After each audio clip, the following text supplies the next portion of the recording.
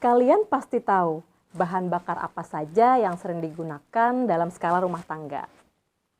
Zaman dulu, bahan bakar kayu yang sering digunakan untuk memasak. Pada perkembangannya, digunakan minyak tanah sebagai bahan bakar dengan menggunakan kompor minyak. Sekarang, pemerintah telah melakukan konversi minyak tanah menjadi LPG. Alasannya sih karena LPG lebih efisien dan lebih murah dibandingkan dengan minyak tanah. Benar nggak ya? Benarkah pemakaian LPG lebih murah dan lebih efisien dibandingkan minyak tanah? Yuk kita pelajari.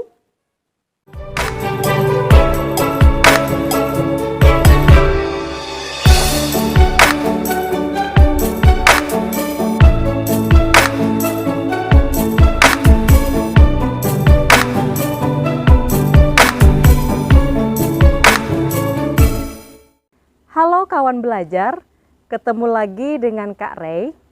Kali ini kita akan mempelajari tentang termokimia. Termokimia adalah bagian dari ilmu kimia yang mempelajari hubungan antara energi panas atau yang disebut dengan kalor dengan reaksi kimia atau proses-proses yang berhubungan dengan reaksi kimia. Kalian pernah tidak mendengar atau menggunakan kalimat "saya sudah kehabisan energi"? Apa sih energi itu? Kalau dilihat dari kalimat tersebut, energi bisa didefinisikan sebagai sesuatu yang abstrak. Karena energi tidak dapat dilihat, disentuh, atau diraba, energi hanya dapat dikenali dari akibat yang ditimbulkan. Secara umum, energi dapat didefinisikan sebagai kemampuan untuk melakukan kerja.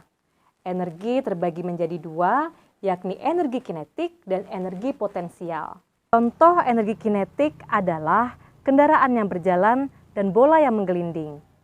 Sedangkan contoh energi potensial adalah pendulum pada jam dinding dan busur panah. Perubahan energi dalam reaksi kimia terbagi menjadi dua. Yang pertama adalah energi panas dan kalor.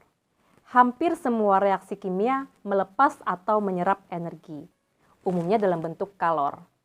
Energi panas akan berpindah dari benda yang suhunya lebih tinggi ke benda yang suhunya lebih rendah.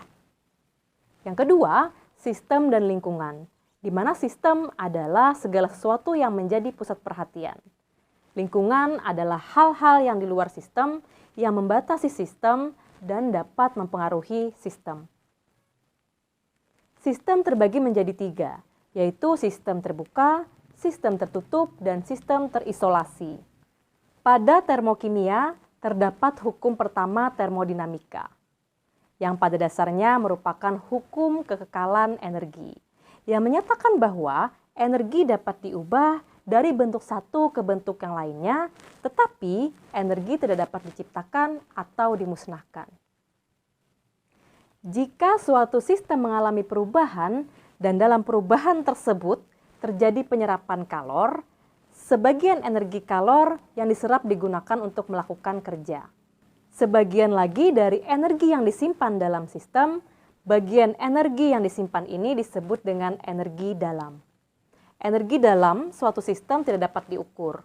Besar energi dalam sistem hanya tergantung kepada keadaan awal dan keadaan akhir. Yang artinya dapat dihitung dari energi dalam adalah sesudah dan sebelum proses berlangsung. Bahan bakar merupakan suatu senyawa yang jika dibakar menghasilkan kalor yang dapat dimanfaatkan untuk berbagai keperluan. Salah satunya untuk memasak. Nilai kalor dari bahan bakar umumnya dinyatakan dalam satuan kilojoule per gram, yang menyatakan berapa kilojoule kalor yang dapat dihasilkan dari pembakaran 1 gram bahan bakar tersebut. Jika nilai kalor bahan bakar minyak tanah 46 kilojoule per gram, artinya setiap pembakaran sempurna 1 gram minyak tanah akan dihasilkan kalor sebesar 46 kilojoule. Sedangkan nilai kalor bahan bakar LPG 40 kilojoule per gram, artinya setiap pembakaran sempurna 1 gram LPG akan menghasilkan kalor sebesar 40 kilojoule. Nilai kalor bahan bakar dapat digunakan untuk memperkirakan harga energi suatu bahan bakar.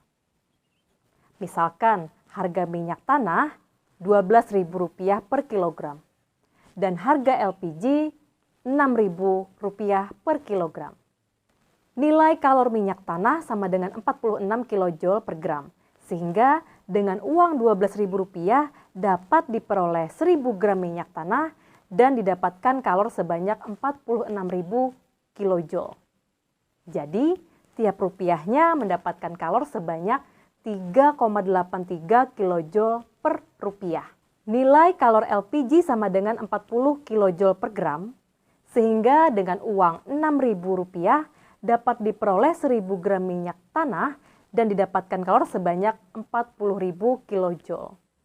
Jadi, tiap rupiahnya mendapatkan kalor sebanyak 6,67 kilojoule per rupiah. Nah, jika dilihat dari energi yang diperoleh tiap rupiahnya, tentunya menggunakan LPG jauh lebih murah dibandingkan dengan menggunakan minyak tanah.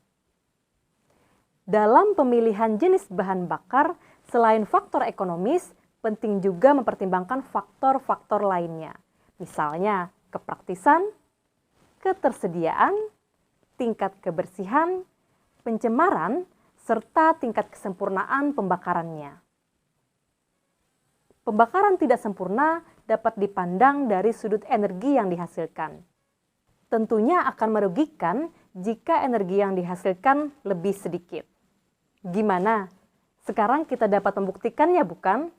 Ternyata menggunakan LPG jauh lebih murah dan lebih efisien dibandingkan dengan menggunakan minyak tanah. Untuk mengetahui materi termokimia lainnya, kalian bisa tonton video selanjutnya. Sampai jumpa!